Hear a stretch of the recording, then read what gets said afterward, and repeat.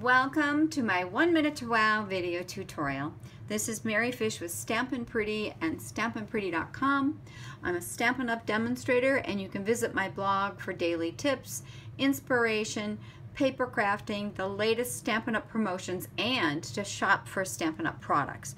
On yesterday's post, I shared that I was going to do a tutorial for you on how to line up sentiments on whether it's a layer or the interior of a card without necessarily needing a Stamp-A-Majig or a stamp positioning tool like the Misty.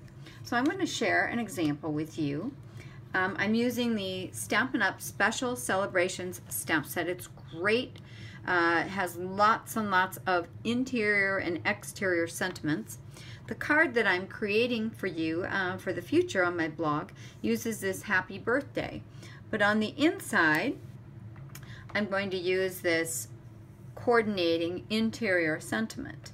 So I've got a clear block because I like to use red rubber stamps. My favorite are photopolymer, which don't require a lot of lining up. But the red rubber, which these are, as you can see, I haven't used them all yet. These are red rubber.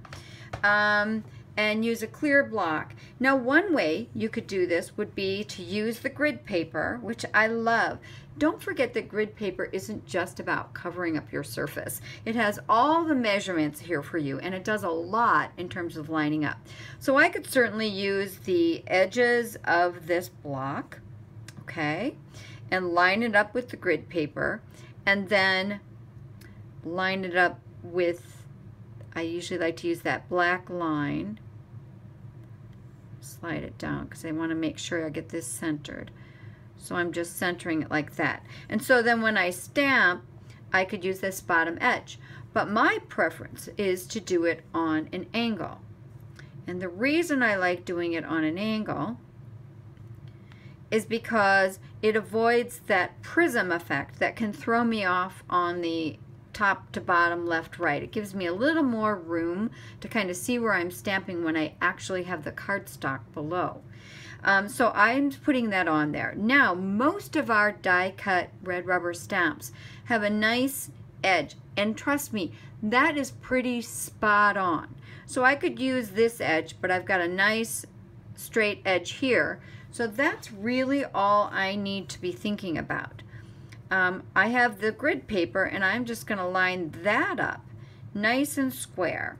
Okay, I've got lined it up with two different grid lines on the left and on the bottom, and I'm going to use some basic gray ink to ink up my stamp. And then I'm going to step up high a little bit because I am pushed back a tad. And I'm looking left, right, which I can see because I've got it on an angle. And then I have that top edge of the stamp squared. And I'm even using the lines a little bit left and right to make sure I've got it. Just making sure I get nice even pressure. And there you have it. It's nice, it's centered, and it will be on a card on my blog post very soon. If you have any questions, please leave me a comment on YouTube or on my blog. I'm more than happy to get back to you with questions, comments. I love your feedback. They mean a lot. Putting these videos together, I hope, are helpful, as well as getting you excited about easy ways to make simple and pretty cards. So thank you for joining me, and bye-bye.